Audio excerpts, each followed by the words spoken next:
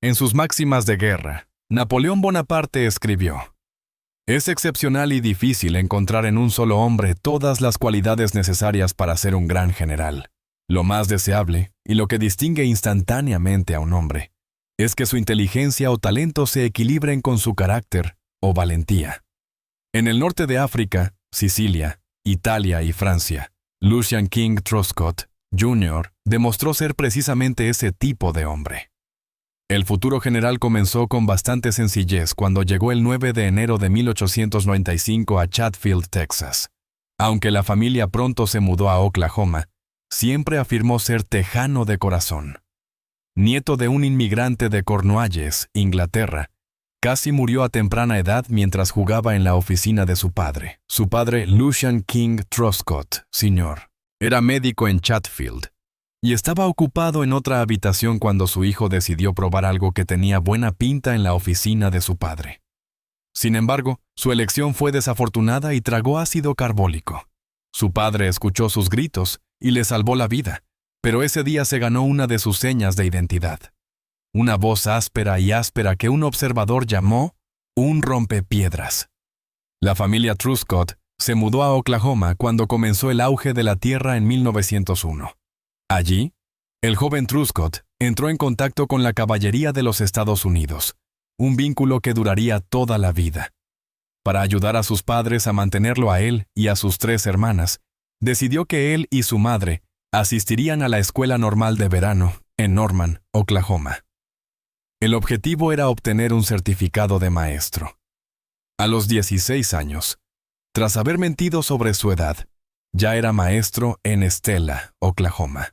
Más tarde, tras otra mudanza familiar, enseñó en Onapa, Oklahoma. A pesar de su éxito en la obtención de un oficio, era inquieto.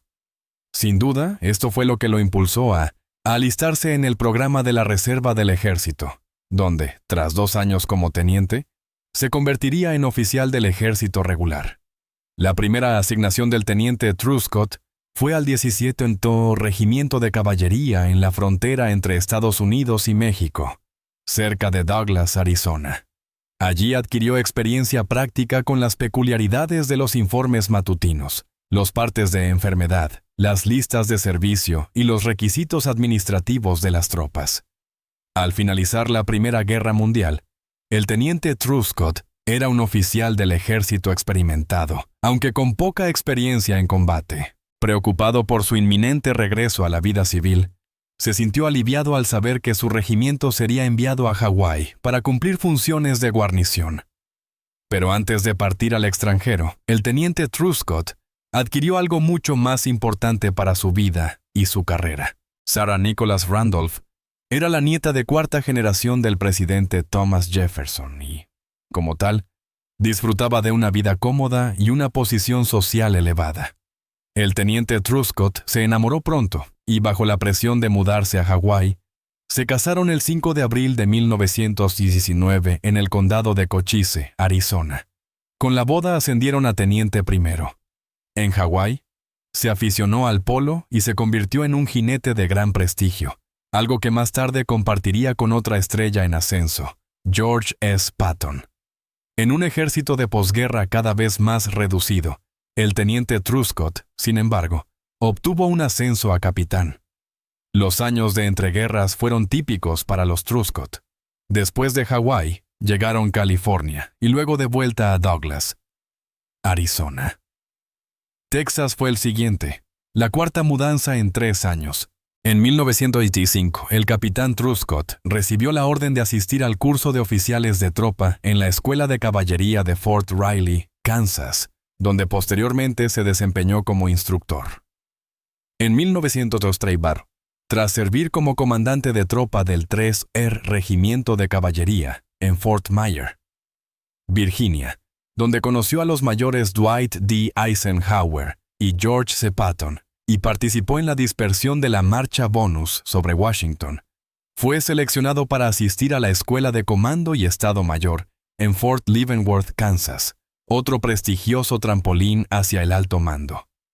Su desempeño le valió el ascenso a mayor, junto con un puesto de instructor que duró hasta 1940. En septiembre de 1940, el recién ascendido teniente coronel Truscott se trasladó a la creciente fuerza blindada. Poco después, el coronel Truscott partió hacia Fort Lewis, Washington, donde renovó su amistad con el coronel Eisenhower. Juntos, participaron en maniobras en California. Ambos participarían posteriormente en las maniobras de Luisiana de 1941.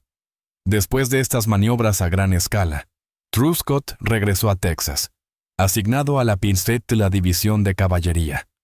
Al enterarse del ataque a Pearl Harbor, Truscott fue ascendido a coronel. Mientras entrenaba con sus tropas, recibió una llamada urgente del general Mark Clark, del Departamento de Guerra, quien le ordenó presentarse en Washington de inmediato. Al llegar a Washington, Truscott se sorprendió cuando el general Clark le preguntó si quería convertirse en un comando británico.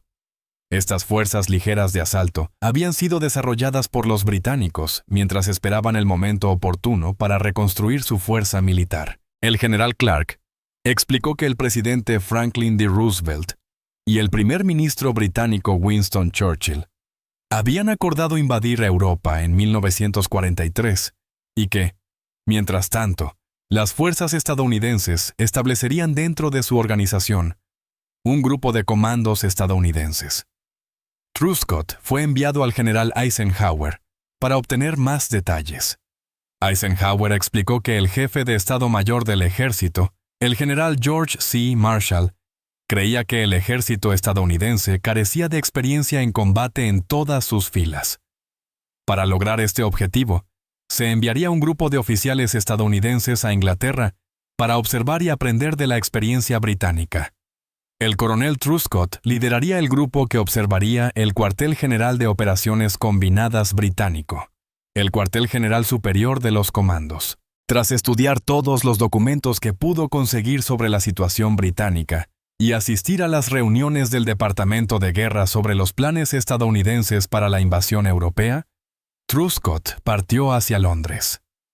En su vuelo a Inglaterra, vía Canadá, fue ascendido a general de brigada en mayo de 1942. Su grupo comenzó a integrar la organización de los comandos británicos del almirante Lord Louis Mountbatten y fue invitado a asistir a las conferencias de planificación para la invasión del Canal de la Mancha. Observó los entrenamientos y ejercicios de los comandos. La escasez de infantería estadounidense en Inglaterra en ese momento y el continuo traslado de unidades estadounidenses a bases de entrenamiento llevaron al general Truscott a crear una unidad que pudiera instruir a otros en lugar de retirar hombres de las unidades existentes. Como resultado, se creó el Air Batallón de Rangers. En junio, el general Truscott fue informado de un plan para desembarcar una gran fuerza de asalto en el puerto de Dieppe, en el Canal de la Mancha, en la Francia ocupada por Alemania. Dado que varias unidades de comando participarían en esta operación, Truscott incorporó a 50 de sus Rangers recién entrenados a las fuerzas de invasión. Esto resultaría en las primeras bajas estadounidenses en combate en el teatro de operaciones europeo. Observó el desembarco, que recibió una férrea oposición, desde alta mar. El general Marshall llegó a Londres en julio, y Truscott fue convocado para presentar un informe detallado sobre todos los aspectos de su estancia en Londres hasta la fecha. Posteriormente, asistiría a una reunión con los generales Marshall, Eisenhower y Clark para repasar la misma información. Con estos datos, el general Marshall elaboró un plan provisional para la invasión aliada de Europa. Los desacuerdos entre los aliados se resolvieron, aunque temporalmente, con la decisión de invadir el norte de África francés en 1942. Truscott y su personal participaron en la planificación de la nueva operación y trabajaron con Eisenhower y Patton en los detalles. El general Patton se alegró de ver a su viejo amigo. Tras preguntarle a Truscott qué había estado haciendo en Londres, Patton dijo: «Maldita sea, Lucian. No quieres quedarte en ningún puesto de Estado Mayor en Londres con la guerra en marcha. ¿Por qué no vienes conmigo? Te daré una orden». Truscott respondió que estaba deseando entrar en combate, pero que necesitaría que Eisenhower lo liberara. Patton consiguió rápidamente la liberación de Truscott y lo incorporó a su Estado Mayor. donde se involucró de lleno en la planificación de la Operación Antorcha, la invasión del norte de África. Una vez finalizada la planificación, Truscott regresó a Estados Unidos para asumir sus nuevas funciones. Estas incluían el mando de la Subfuerza de Tareas Goalpost, un regimiento fuertemente reforzado de la 9 Peytos División de Infantería, que debía desembarcar en Puerto Lyautey, en el Marruecos francés. Organizar una fuerza de tareas eficiente le llevó todo el tiempo a Truscott, aunque logró ver a Sarah y a Lucien Treasure, que ahora era cadete de West Point. Con una fuerza de 9.079 oficiales y soldados, la Subfuerza de Tareas Goalpost de Truscott desembarcó contra una mínima oposición el 8 de noviembre de 1942 y tomó Port Lyautey y sus aeródromos vitales. Hubo problemas, por supuesto. Durante la aproximación, la fuerza de tareas perdió el rumbo. La hora H tuvo que retrasarse mientras las oleadas de asalto se reorganizaban. La mar gruesa también ralentizó las cosas. Algunos barcos no alcanzaron sus playas asignadas. Al amanecer, la aviación francesa ametralló las playas. En general, sin embargo, la invasión fue un éxito y los objetivos pronto fueron asegurados. Los franceses se rindieron el 10 de noviembre. Este éxito le valió a Truscott el ascenso a mayor general. Concluida la invasión, la Subfuerza de Tareas Goalpost fue disuelta. Esto dejó a Truscott sin mando, por lo que acudió a Eisenhower en busca de uno nuevo. Le dijeron que esperara unos días. Preocupado por el lento avance de las fuerzas estadounidenses hacia Túnez, Eisenhower nombró a Truscott subjefe de Estado Mayor para controlar las operaciones con el primer ejército británico. Esta era una tarea difícil, que requería la cooperación de las fuerzas estadounidenses, británicas y francesas involucradas. Este puesto sería esencial para la victoria aliada en el norte de África. Una vez más, el destacado desempeño de Truscott le valió un nuevo puesto, esta vez al mando de la 3ª División de Infantería. La división tenía un historial excepcional en la Primera Guerra Mundial y había estado estacionada en Fort Lewis, Washington, durante el período de entreguerras, donde tanto Eisenhower como Truscott habían servido en ella. La división había participado en la invasión del norte de África bajo el mando del mayor general Jonathan W. Anderson. Cuando este último fue ascendido al mando del Schutzcuerpo, Eisenhower le entregó la división a Truscott en abril de 1943. Los primeros pasos de Truscott fueron mejorar el entrenamiento y la resistencia física de su nuevo mando. Como él mismo recordaba, durante mucho tiempo, había creído que nuestros estándares de marcha y combate en la infantería eran demasiado bajos, no estaban a la altura de los de las legiones romanas, ni de los innumerables ejemplos de nuestra propia historia fronteriza, ni siquiera de los de la famosa caballería de pie de Stonewall Jackson durante la Guerra Civil. Escribió. Adoptando una táctica de Rangers y comandos, ordenó a sus hombres marchar a una velocidad de 6 kilómetros por hora. A pesar del escepticismo inicial, el nuevo ritmo, pronto denominado la Trota Truscott, fue alcanzado por todas las unidades de la 3ª División de Infantería y contribuyó a convertirla en una de las mejores unidades de combate de la guerra. Alertada por la Operación Husky, la inminente invasión de Sicilia, la división comenzó un nuevo ciclo de entrenamiento. La 3ª División de Infantería asaltó Sicilia como parte del recién creado 7º Ejército al mando de Patton. Los desembarcos encontraron escasa oposición y la división avanzó rápidamente tierra adentro. Al tercer día de la Operación Husky, Truscott ya estaba al frente con sus unidades de vanguardia, presionándolas para que avanzaran. Al observar que un batallón atacaba una posición enemiga, su conductor le advirtió que quedarse en medio del camino con binoculares era una invitación al fuego enemigo. El grupo se retiró a una zanja cercana. Pronto, Patton acudió a su llamada. Estaba frustrado porque su ejército tenía órdenes de marcar el ritmo del avance del 8º Ejército británico adyacente, al mando del general Bernard L. Montgomery. Los dos hombres analizaron la situación y consideraron que el 7º Ejército podría conquistar fácilmente la mitad occidental de Sicilia, con el premio de su ciudad más grande, Palermo, si se le concedía el permiso. Juntos, decidieron realizar un reconocimiento en fuerza al oeste para, como escribió el general Truscott, aclarar la situación. Así comenzó la carrera por Palermo. Pocos días después de la captura de Palermo, la 3ª División de Infantería regresó a combatir a los alemanes en la montañosa Sicilia Oriental. El progreso fue lento y costoso. Esta vez, Patton envió a su adjunto, el mayor general Geoffrey Keyes, para ordenar a Truscott que uno de sus batallones realizara un desembarco anfibio tras las líneas alemanas. Truscott estuvo de acuerdo con la idea, pero insistió en que fuera a una distancia de apoyo de la fuerza principal de la división. Esto pronto se convirtió en un punto de desacuerdo y resultó en un episodio bastante famoso en la carrera de Truscott. La primera fecha del desembarco se pospuso cuando la aviación alemana destruyó una de las lanchas de desembarco. Cuando Truscott pospuso la siguiente fecha programada, porque consideraba que el grueso de la división aún estaba demasiado lejos para apoyar al batallón aislado, Keyes apareció y exigió que se procediera al desembarco. Informó a Patton que Truscott no quería llevarlo a cabo. Una hora después, Patton entró gritando en el puesto de mando de la 3ª División de Infantería. Truscott recordó la escena. Estaba furioso como solo él podía estarlo. «Maldita sea, Lucian. ¿Qué te pasa? ¿Tienes miedo de luchar?», le respondí con irritación. «General, sabe que eso es ridículo e insultante. Ha ordenado la operación y ahora está cargando.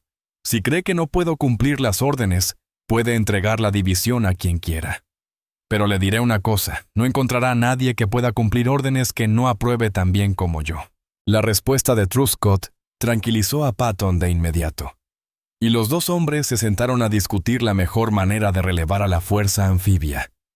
El 2º Batallón del 30.O, Regimiento de Infantería del Teniente Coronel Lyle d'Oliva Bernard, con 2/3 de su fuerza, fue reforzado con 3 baterías del 58º Batallón de Artillería de Campaña, un pelotón del SPUSPOA, Batallón de Ingenieros de Combate, y un pelotón de la Compañía C del 753.O Batallón de Tanques.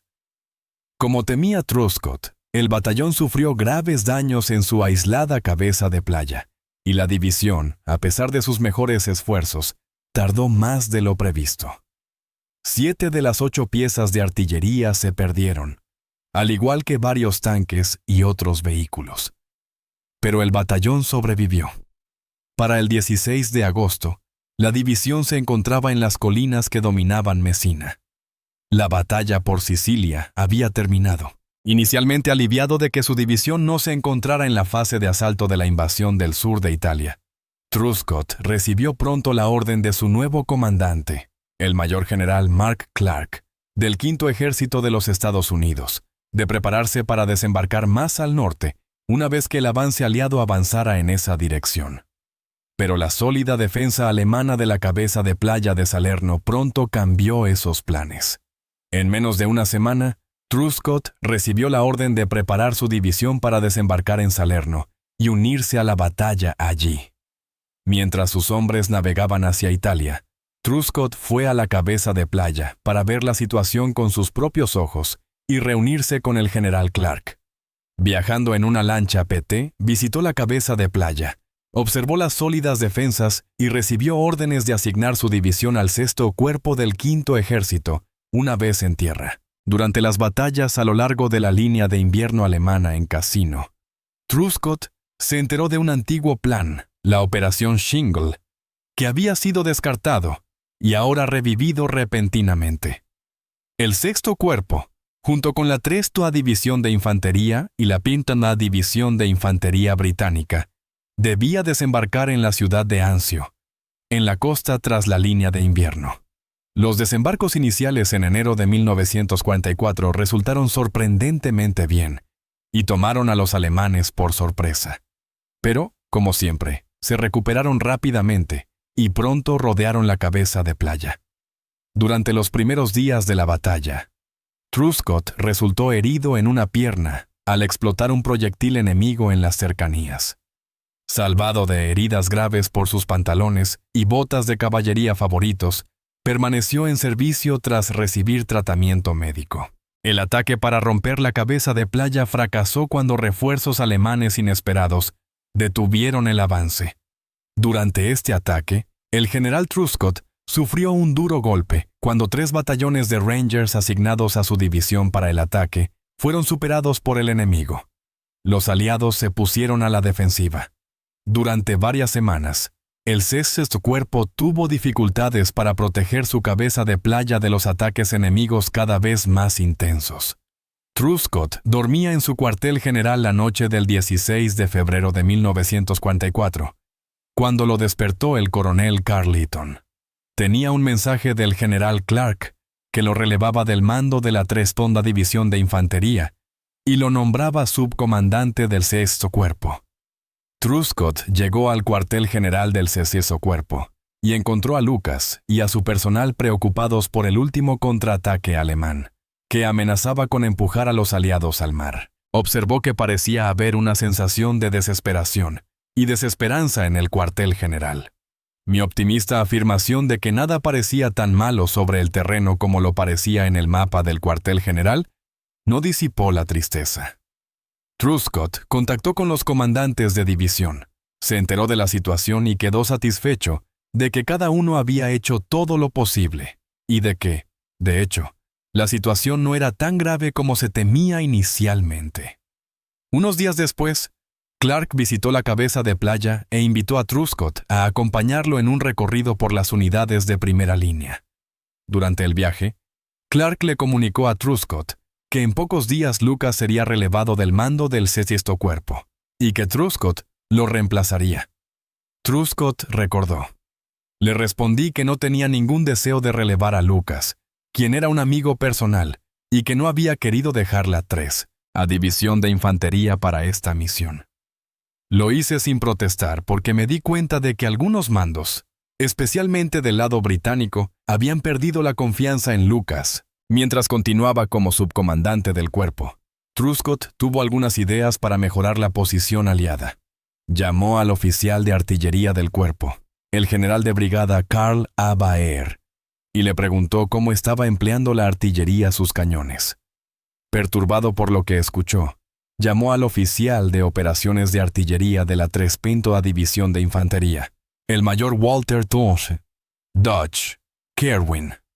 Después de que Kerwin explicara cómo la división concentraba sus cañones contra los ataques enemigos, Truscott le ordenó, acompañado por Baer como autoridad, que tomara medidas similares para todos los cuerpos y demás unidades de artillería divisionales. El 22 de febrero de 1944, Clark regresó a la cabeza de Playa y se reunió con Truscott, quien le ordenó asumir el mando del Sexto Cuerpo al día siguiente. Truscott reiteró sus argumentos anteriores en contra del relevo de Lucas, pero se le informó que la decisión ya estaba tomada. Más tarde, después de que el general Clark informara a Lucas de su relevo, Truscott expresó su pesar por el resultado de la situación. Lucas no le guardó rencor a Truscott, y ambos mantuvieron una relación de amistad hasta su muerte. Como comandante del cuerpo, Truscott tuvo que lidiar con problemas relacionados con las tropas estadounidenses y británicas bajo su mando. Además, Clark había establecido un cuartel general avanzado del Quinto Ejército en la cabeza de Playa, lo que trajo consigo problemas a la hora de asignar espacio, prioridades y derechos de paso. Para mayo, el Sexto Cuerpo contaba con fuertes refuerzos y estaba listo para romper la cabeza de Playa de Anzio. El plan original consistía en que el Sexto Cuerpo atacara al este para cortar la línea de retirada del 10º Ejército alemán. Los primeros ataques fueron bien, y el general Truscott estaba eufórico. Tras observar el progreso de los ataques, regresó a su puesto de mando, donde lo esperaba el jefe de Estado Mayor de Clark, el general de brigada Donald W. Brand. Las nuevas órdenes exigían a Truscott que dirigiera el grueso del Sexto Cuerpo hacia el norte para capturar Roma. Solo quedaba una fuerza simbólica para intentar cortar la ruta de escape alemana. Truscott se quedó estupefacto. Protesté que las condiciones no eran las adecuadas. No era el momento de avanzar hacia el noroeste, donde el enemigo aún era fuerte. Debíamos concentrar toda nuestra fuerza en el paso de Valmontone para asegurar la destrucción del ejército alemán en retirada. Pero las órdenes se mantuvieron, y Truscott obedeció, participando en uno de los episodios más controvertidos de la guerra. Tras la toma de Roma, el Sexto Cuerpo se retiró para un breve descanso. Los meses de julio y agosto se dedicaron al entrenamiento y la planificación de una nueva operación, la invasión del sur de Francia. Esta vez, Truscott y su Sexto Cuerpo estaban bajo el mando de un séptimo ejército revitalizado, comandado por el teniente general Alexander Sandy Patch, veterano de la Guerra del Pacífico. Con la posibilidad de elegir sus propias unidades de combate para la operación, Truscott escogió su favorita, la 3ª División de Infantería, y la igualmente combativa 45ª División de Infantería, que había combatido bajo su mando en Anzio. La tercera división era la 36ª División de Infantería, Texas, que había liderado la ruptura en Anzio. Truscott planeó y ejecutó la operación Yunque Dragón, la invasión del sur de Francia, sin mayores dificultades. Los desembarcos encontraron escasa oposición, y el avance hacia el interior comenzó rápidamente.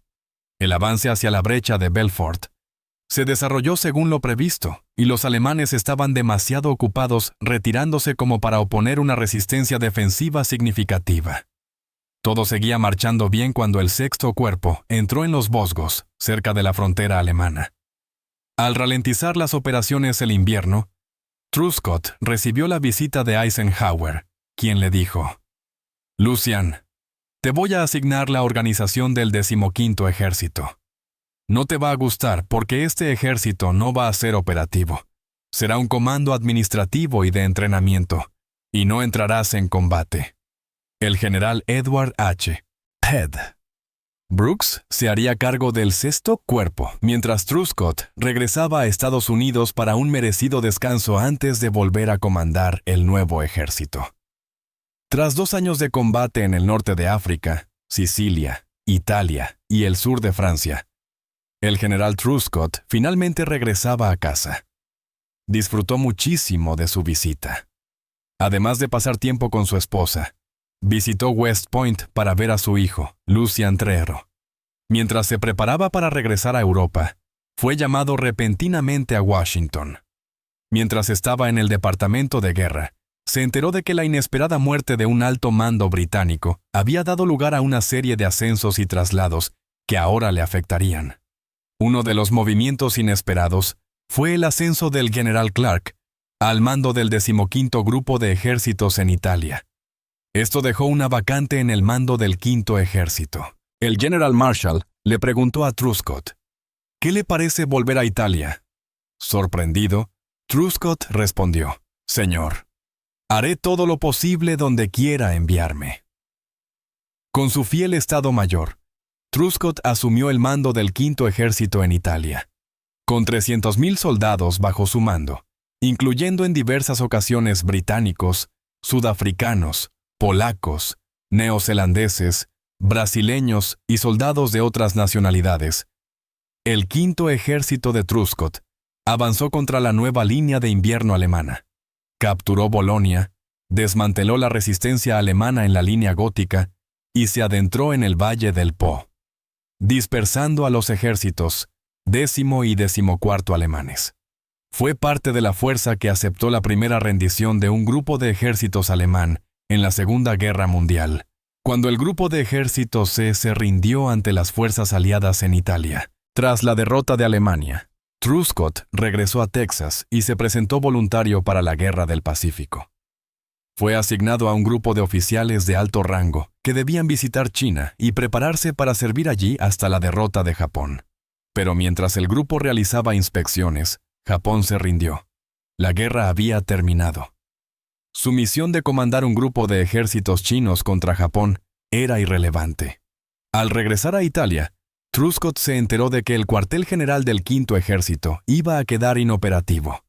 Se despidió de su fiel personal y decidió visitar a su amigo Patton, quien entonces estaba de servicio en Alemania durante la ocupación. Esperando ser enviado a casa a una misión desconocida, Truscott se vio repentinamente envuelto en otra indiscreción de Patton. Mientras hacía la ronda de despedidas, el jefe de Estado Mayor de Eisenhower, el mayor general Walter Bedell Smith, lo alcanzó. Eisenhower quería verlo de inmediato. Truscott se presentó ante Eisenhower y se enteró de que reemplazaría a Patton como comandante del Tercer Ejército. Por última vez, Truscott protestó, pero aceptó que, por el bien del servicio, Patton debía irse. El intercambio entre dos viejos amigos transcurrió sin rencor. Al presentar a Truscott al Tercer Ejército, Patton dijo: «Un hombre con los logros del general Truscott no necesita presentación. Sus hazañas hablan por sí solas». Y así lo hicieron. Como comandante del Tercer Ejército en servicio de ocupación, Truscott se enfrentó a nuevos desafíos. Decenas de miles de desplazados necesitaban atención. Se involucró en la política de la Guerra Fría cuando, por motivos personales, algunos estadounidenses afirmaron que el ejército estaba abusando o descuidando a estas desafortunadas personas. Alertado por la tormenta que se avecinaba, Truscott invitó a periodistas a visitar los campos e informar con precisión sobre las condiciones. Además, fue responsable de los juicios de criminales de guerra nazis. También fue responsable de la apertura de un programa universitario para refugiados bajo los auspicios de las Naciones Unidas. Muchos de quienes lo conocieron se sorprendieron de su rápida adaptación de líder de combate a administrador gubernamental. A principios de 1946, el general Truscott recibió la noticia de que Sarah estaba gravemente enferma en el hospital militar Walter Reed. Permaneció en casa durante 10 días, hasta que estuvo convencido de que Sarah mejoraba. En el vuelo de regreso a Alemania, enfermó. Un electrocardiograma indicó un infarto y el médico le recetó varias semanas de reposo en cama. Tras ser informado de que su estado no mejoraba, Truscott se retiró el 30 de septiembre de 1947, tras 30 años en el ejército de los Estados Unidos. Posteriormente, sirvió brevemente como subdirector de la Agencia Central de Inteligencia, CIA. Ascendido al rango de general de 4 estrellas en la lista de retirados, Lucian King Truscott, Jr., falleció a los 70 años el 12 de septiembre de 1965.